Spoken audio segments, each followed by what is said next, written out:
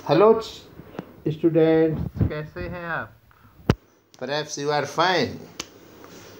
समाजवाद तथा रूसी क्रांति, इसमें मैंने एक वीडियो पहले बनाई थी, ये दूसरी वीडियो है और आज इसमें हम रूसी क्रांति की बात करेंगे। रूसी क्रांति के बारे में यही है कि यूरोप के सबसे पिछड़े औद्योगिक देशों में से एक रूस में यह समीकरण उलट गया। 1917 की जो अक्टूबर क्रांति हुई उसमें रूस की सत्ता पर समाजवादियों ने कब्जा कर लिया। 1917 में राजशाही यानी कि जार जो था उसका पतन हो गया, सीधी बात है। ऐसा कैसे हुआ? क्रांति के रूप में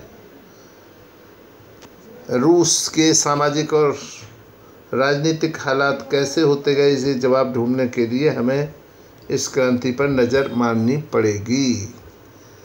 रूसी साम्राज्य 1914 में रूसी और उसके पूरे साम्राज्य पर जार निकोलस सेकंड का शासन था। मॉस्को रूस की राजधानी थी। इसके आसपास पड़ने वाले क्षेत्र के अलावा आज का Finland, Latvia, Lithuania, Estonia, Poland, Ukraine, Belarus के कुछ हिस्से रूसी साम्राज्य के अंग थे। यह साम्राज्य प्रशांत महासागर तक फैला हुआ था और आज के मध्य एशियाई राज्यों के साथ जॉर्जिया, आर्मेनिया व अज़रबैजान भी इसी साम्राज्य के अंतर्गत थे। रूस में ग्रीक ऑर्थोडॉक्स चर्च से उपजी शाखा रूसी ऑर्थोडॉक्स क्रिश्चियनिटी को मानने वाले बहुमत में रहने वाले लोग थे। जैसे ये मानचित्र आप लोग देखिए और इस मानचित्र से 2 नंबर का हर पेपर में आता है, इसका अध्ययन करिएगा। जैसे कि हम रूस की बात कर रहे थे, रूस आज भी बहुत बड़ा है। आज के परिप्रेक्ष्य में देखा जाए तब भी बहुत बड़ा है। 2 महाद्वीपों में ये देश है, यूरोप में भी है इसका हिस्सा और एशिया में भी है। तो आप इसे समझिए, कोई हल्का फुल्का राष्ट्र नहीं है, बहुत बड़ा देश है। अर्थव्यवस्था और समाज, इकोनॉमिक एंड सोसाइटी। 20वीं सदी की शुरुआत से रूस की आबादी का बहुत बड़ा हिस्सा खेती बाड़ी से जुड़ा हुआ था। लोग खेती करते थे, लगभग 85% लोग खेती से जुड़े हुए थे। यूरोप के किसी भी देश में खेती पर आश्रित जनता का प्रतिशत इतना नहीं था और आज देखो रूस को बहुत आगे है टेक्निक में। उदाहरण के तौर पर फ्रांस और जर्मनी में खेती पर निर्भर आबादी 40-50% थी। रूसी साम्राज्य के किसान अपनी ज़रूरतों के साथ साथ बाजार के लिए भी पैदावारी करते थे। रूस अनाज का एक बड़ा निर्यातक था, यानी वो एक्सपोर्ट करता था अनाज को। और आपको ये बात समझनी होगी, आज के परिप्रेक्ष्य में ये जो है प्राइमरी सेक्टर हो गया, खेती वाला जो कार्य है, एग्रीकल्चर प्राइमरी सेक्टर है। तो प्राइमरी सेक्टर में जितने लोग लगे रहेंगे उतना लाभ नहीं होगा, देश का भी विकास नहीं होगा। किसी भी देश को अगर विकास करना है तो सेकेंडरी और थर्ड यानी कि द्वितीयक और तृतीयक क्षेत्र में लोगों को ज़्यादा लगना होगा। और आज के परिप्रेक्ष्य में रूस को देखा जाए तो सेकंड और थर्ड यानी कि द्वितीयक और तृतीयक क्षेत्र में लोग लगे हुए हैं और रूस बहुत ज़्यादा विकास कर रहा है। उस समय की बात अगर हम करें तो उस समय यूरोप में उद्योग बहुत कम थे।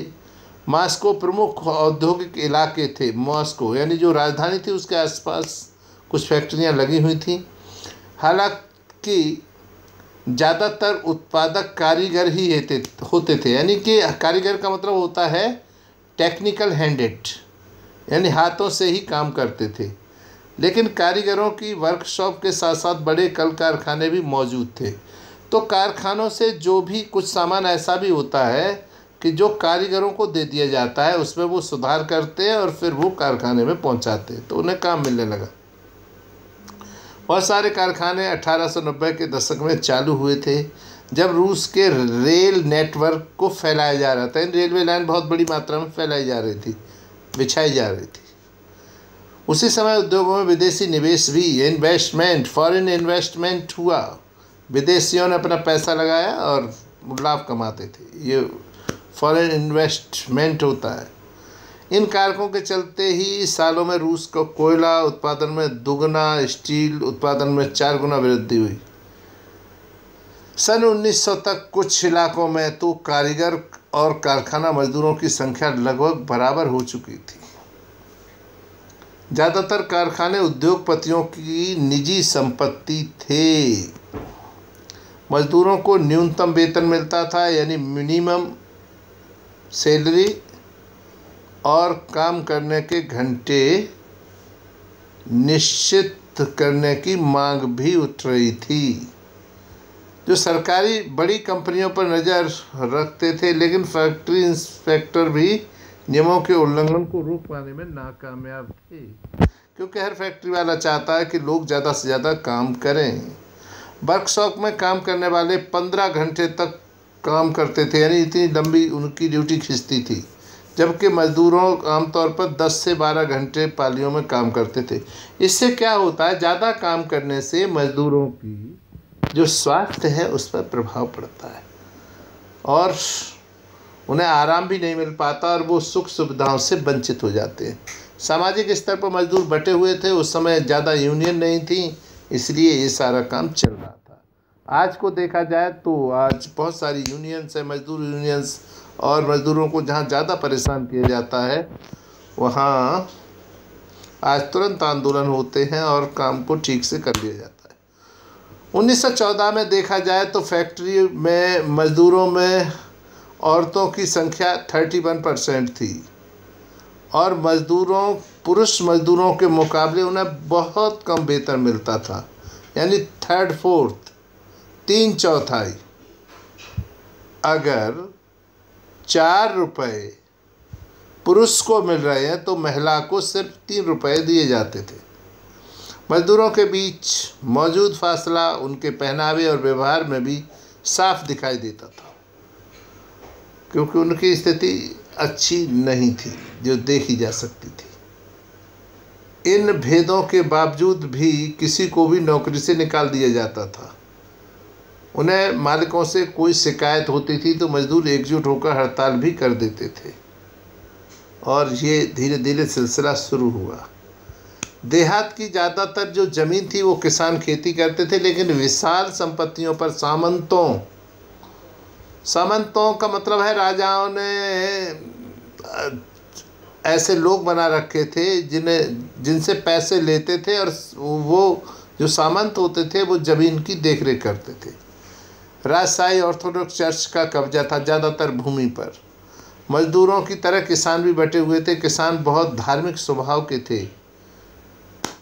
इक्का दुक्का अपवादों को छोड़ दिया जाए तो वे सामंतों और नवाबों को बिल्कुल सम्मान नहीं करते थे।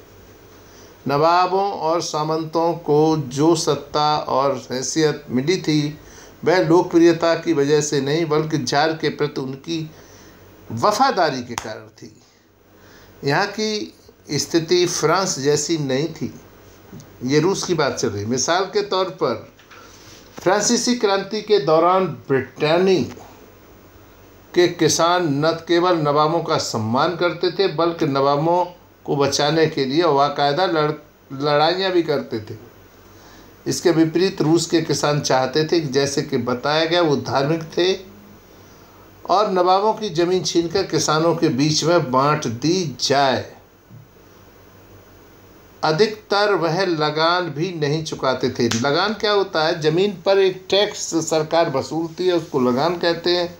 कई जगह तो जमींदारों की हत्या भी की जा चुकी थी और उस समय काम, ये जो लगान वसूलने का काम था वो जमींदार करते थे। अब जमींदारी प्रथा दुनिया में लगभग समाप्त हो चुकी है। रूसी किसान यूरोप के बाकी किसानों के मुकाबले भिन्न थे। रूस में समाजवाद, वही समाजवाद जिसकी बात हो रही थी कि सत्ता पर जो भी चीज़ें हैं, उनके उत्पादन की जितनी फैक्ट्रियाँ, उन पर सब पर सरकार का कब्जा हो, तो यहाँ भी समाजवाद आ गया। सामाजिक लोकतंत्रवादी सोशल डेमोक्रेट्स खेमा समाजवादी क्रांतिकारियों से सहमत नहीं थे। कुछ लोग चाहते थे कि अगर फैक्ट्री कोई लगाता है तो वो खुद मेहनत करता है तो लगा सकता है। लेनिन हुए हैं, उनका मानना था कि किसानों में एकजुटता नहीं है, वे बटे हुए किसान गरीब थे, कुछ अमीर कुछ गरीब, इस तरह से थे। पूंजीपति थे, नौकरों से खेती करवाते थे, आपसी विभेदों के चलते समाजवादी आंदोलन का हिस्सा नहीं हो सकते थे।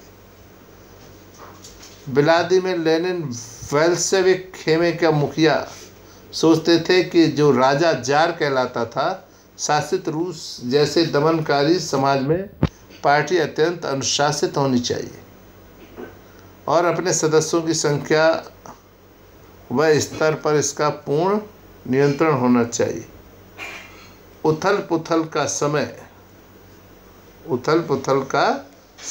1905 की क्रांति रूस का एक निरंकुश राजशाही था, यानी राजा था।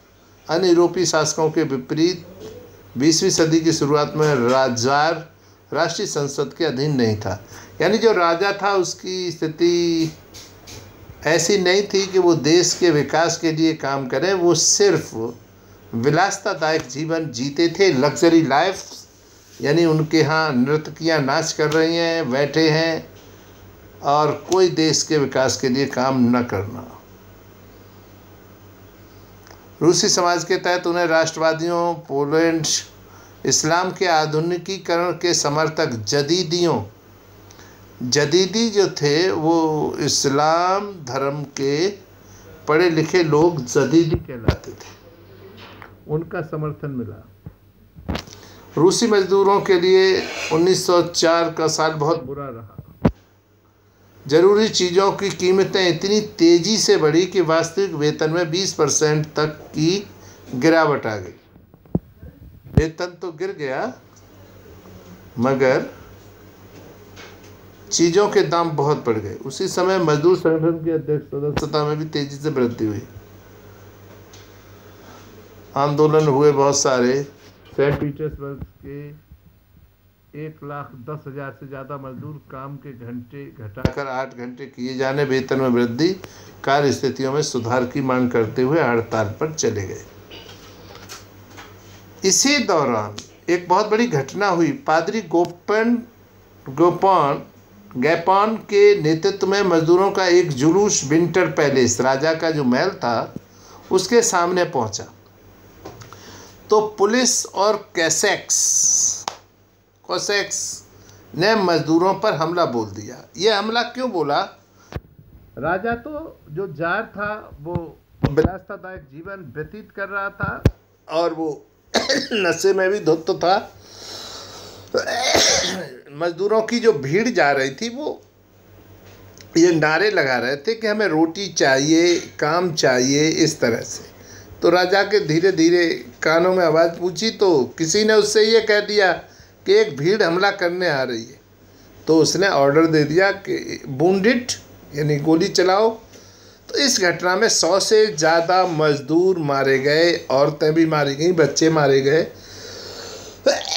300 लोग घायल हुए। इस घटना को खूनी रविवार यानी ब्लडी संडे के नाम से जाना जाता है और ये हर बार पेपर में अक्सर आता है, तो इसे बहुत अच्छी तरीके से याद कर लीजिए।